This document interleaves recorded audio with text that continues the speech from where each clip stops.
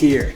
It's a puzzle piece that fits like the perfect wrench for the job. I'm gonna use the top of my hamstring to connect with this part of his leg in a stomping motion. Here, reap, nope, ankle pick. Hi guys, welcome to my channel. We're here with Austin Cook. He's a former national champ in Judo. We competed around the same time. Good friend of mine, Sensei Brian Glick, right? Amazing Jiu-Jitsu practitioner. I have no accolades. Great grapplers. I'm two-time national champ. Yeah, right. Something like that. All right, so today we're gonna talk a little about Nogi Judo, which we've been a common theme, but Austin does a lot of one-handed Nogi Judo off an overhook. The problem with Nogi traditional Judo is it's very hard to get a reasonable grip with the sleeve hand that traditionally is used to generate a lot of pull. Another problem, if Professor Glick knows I'm a Judo guy, and let's say he might feel a little safer here, but as soon as I get this, the hair on the back of his neck is gonna start to stand up a little bit.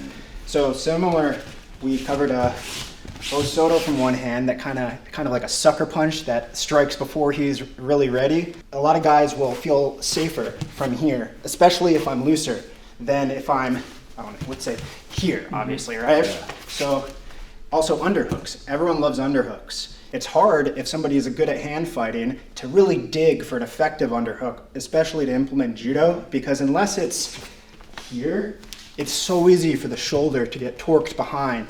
So this, for a lot of the hip throws, you don't really have power here. It's like bench press versus flies, and this is very hard to get.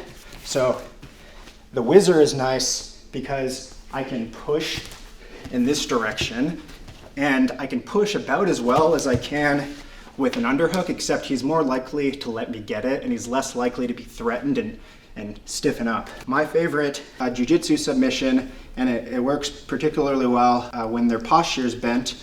So if he's a wrestler, let's say, these fakes are scary. If I just flash my hip, there's a tendency to give a subtle little hip back.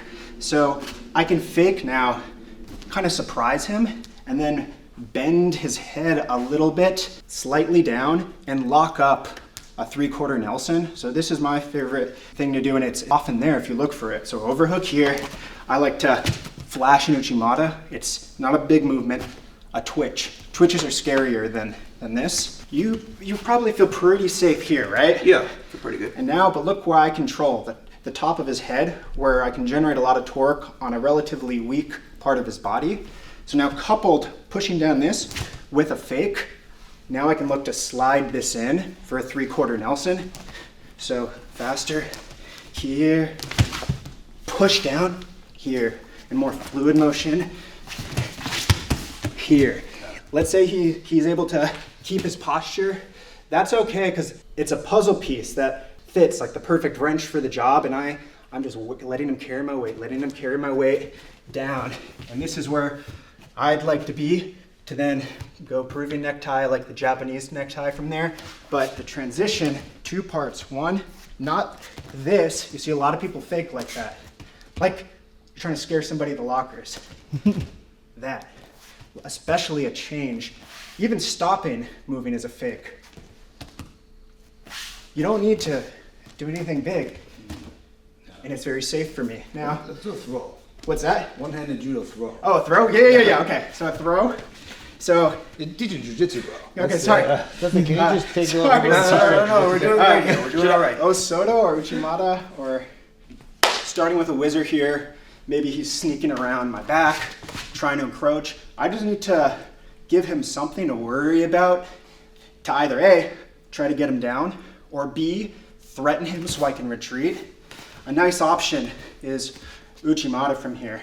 Instead of going big step in here, I'm gonna use the top of my hamstring to connect with this part of his leg in a stomping motion, like that.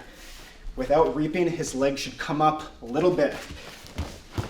My leg didn't go off the ground, but I still used my butt and my hamstring.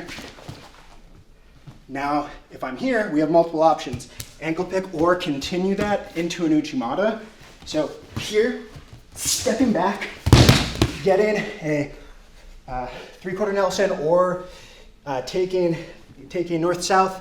But Uchimata, the leg part is not as important as your hips and the off balancement, but what I'm gonna do is not this, here, then reap, or here, reap, nope, ankle pick.